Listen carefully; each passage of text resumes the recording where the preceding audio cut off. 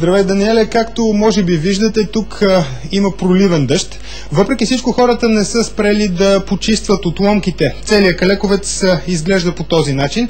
Това всъщност е било покрива на семейство Търневи. Те сега са тук, а това, което виждате отзад, е техния дом, който всъщност няма абсолютно никакъв покрив към настоящия момент.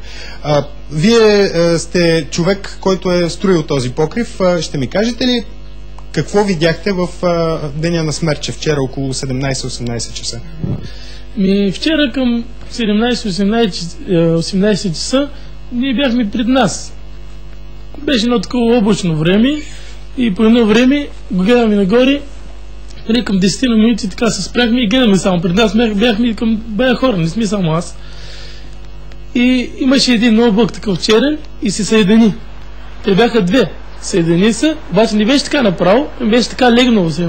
И така се въртеше и изведнъж насам легнало така и като тръгнал там, всичко нагоре фърчеше, тиники, миники, керамиди, всичко беше така. Вие сте правили този покрив достатъчно здрав ли и колко сила трябва да се откъсне по този начин? Не, аз не съм го направил, аз съм само общ работник. Те са имали други майстори, който го направил. И все пак много ли лесно е да откачи някой така покрив? Как ще е лесно, той беше много здрав.